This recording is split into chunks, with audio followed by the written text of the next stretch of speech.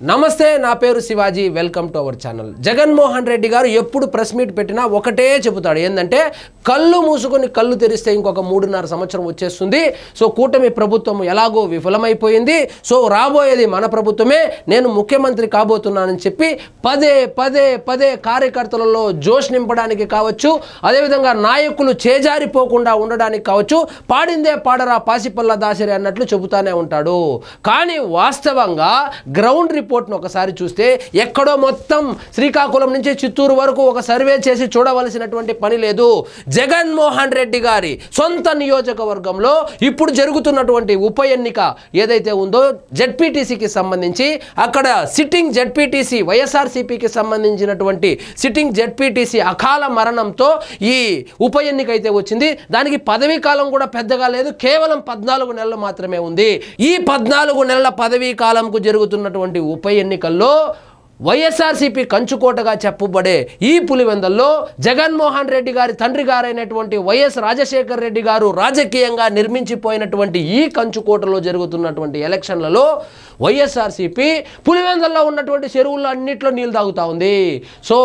ఈ నెల 12వ తారీఖున అంటే 2-3 రోజుల్లో జరగబోయేటువంటి ఎన్నికలు ఏవైతే ఉన్నాయో ఆ ఎన్నికలకు సంబంధించి ఆ చనిపోయినటువంటి ఆ జెడ్పీటీసీ వాళ్ళ కుమారుడు వైఎస్ఆర్సీపీ తరపున పోటీలో ఉండగా అదేవిధంగా బీటెక్ రవి చాలా వ్యూహాత్మకంగా తన సతీమణిని బరిలోకి దించాడు సో ఒక్కసారిగా పులివెందల వాతావరణం రాజకీయ వాతావరణం వేడెక్కిపోయింది సో ఇప్పుడు నువ్వా నేనా అన్నట్టు టఫ్ ఫైట్ నడుస్తూ ఉంది వాస్తవంగా అయితే ఆ జెడ్పీటీసీ స్థానానికి గత దశాబ్దాలుగా అసలు పోటీ చేసేదానికి అభ్యర్థులు కూడా ముందుకు వచ్చేవాళ్ళు కాదు కానీ ఇప్పుడు తరం మారింది పులివెందల కూడా మారింది ఓటర్లలో కావచ్చు అక్కడ ఉన్నటువంటి ప్రజల్లో కావచ్చు ఆలోచన ధోరణి మారింది సో ఇప్పుడు పోటీ చేయడానికి ఒక అభ్యర్థి కాదు సో ప్రధాన పార్టీకి సంబంధించినటువంటి అభ్యర్థి అది కూడా వాళ్ళు అధికారంలో ఉన్నారు కాబట్టి నామినేషన్ వేశాడు అందులో వింతేముందని మీరు అనుకోవచ్చు కాదు ప్రధాన పార్టీలతో కలిపి డజన్ మంది నామినేషన్లు వేశారు ఎవ్వరు భయపడడం లేదు ఎవ్వరు తగ్గడం కూడా లేదు సో ఈ జెడ్పీటీసీ ఉప ఎన్నిక ఏదైతే ఉందో చాలా రసవత్తరంగా మారింది సో డి అంటే డి అన్నట్లు వైఎస్ఆర్సీపీ పార్టీ కావచ్చు టీడీపీ పార్టీ కావచ్చు వాళ్ళు ప్రచారాన్ని అయితే ఉమ్మరంగా చేస్తున్నారు ఇక్కడ చూడండి నువ్వా నేనా జెడ్పీటీసీ ఉప ఎన్నికల్లో టీడీపీ వర్సెస్ వైసీపీ ముమ్మరంగా ప్రచారం నిన్నటికి నిన్న వైఎస్ వివేకానంద రెడ్డి గారి జయంతి సందర్భంగా సునీత గారు అక్కడికి వెళ్ళి ఒక ప్రెస్ మీట్ ఏదో పెట్టారు ఆ ప్రెస్ మీట్తో ఒక్కసారిగా వైఎస్ఆర్సీపీ వాళ్ళు ఉలిక్కి పడ్డారు సో అది కూడా టీడీపీకి కలిసి వచ్చేటువంటి అంశమని చెబుతా ఉన్నారు ఎందుకంటే వైఎస్ వివేకానంద రెడ్డి గారు బతికి ఉన్నప్పుడు ఆ సోకాల్డ్ మండలంలో ఆయనకు మంచి పట్టుండేదని అక్కడ చాలా పరిచయాలు ఉన్నాయని చాలా మంచి పనులు కూడా చేశాడనేటువంటి టాక్ కూడా నడుస్తుంది సో సునీత వ్యాఖ్యలతో వైసీపీ శ్రేణుల్లో కలవరం ఎందుకు వచ్చిందంటే ఆ మండలంలో ఆయనకు మంచి శ్రేయోభిలాషులు మిత్రులు కూడా ఉన్నట్లు తెలుస్తోంది పులివెందల్లో టెన్షన్ స్వతంత్ర అభ్యర్థులకు గన్మెన్ల భద్రత ఎప్పుడైతే పోటాపోటీగా ఈ ఎన్నికలు తయారైందో వాళ్ళు ఏం ప్లాన్ వేశారంటే వైఎస్ఆర్సీపీ వాళ్ళు ఎవరైనా ఒక స్వతంత్ర అభ్యర్థిని చంపేస్తే ఈ ఎన్నికలు క్యాన్సిల్ చేసేస్తే మళ్ళీ చూసుకుందామనేటువంటి ప్లాన్ కూడా వేశారు కానీ ప్రభుత్వం మేల్కొని ఇప్పుడు ఆ స్వతంత్ర అభ్యర్థులు ఎవరైతే ఉన్నారో వాళ్ళకు గన్మెన్లను కూడా కేటాయించడం జరిగింది ఇక ఒక పులివెందల్లోనే కాకుండా కడప జిల్లాకు సంబంధించి ఉమ్మడి కడప జిల్లాకు సంబంధించి ఒంటిమిట్టలో కూడా జెడ్పీటీసీ ఉప ఎన్నిక జరుగుతోంది అక్కడ జెడ్పీటీసీగా ఉన్నతను ఎమ్మెల్యేగా గెలుపొందడంతో ఆ స్థానం ఖాళీ అయింది అక్కడ కూడా హోరాహోరీగా పోటీ నడుస్తూ ఉంది సో తెలుగుదేశం పార్టీలో ఉన్నటువంటి అంతర్గత కుమ్ములాటలు ఒంటిమిట్టలో టీడీపీకి కొంచెం ఇబ్బందికరంగా ఉన్నప్పటికీ 2 స్థానాల్లో ఖచ్చితంగా తెలుగుదేశం పార్టీ జెండా ఎగరవేస్తామని చెప్పి టీడీపీ నాయకులైతే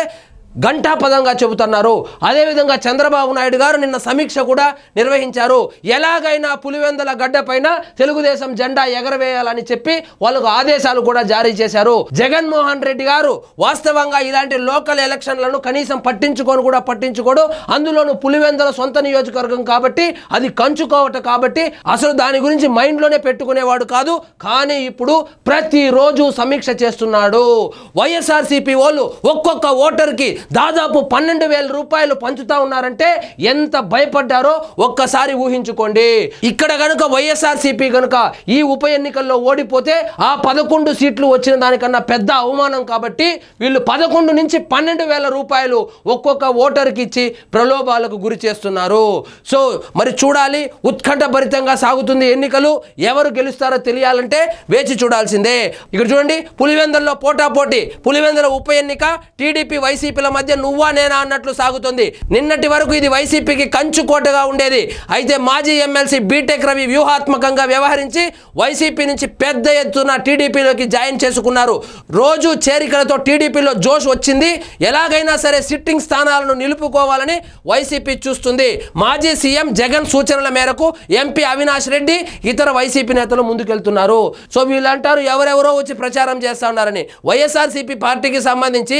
కేతిరెడ్డి పెద్దారెడ్డి పోయాడు, కేతిరెడ్డి వాళ్ళ తమ్ముడు పోయాడు. సో ఆల్రెడీ అవినాష్ రెడ్డి ఉన్నాడు,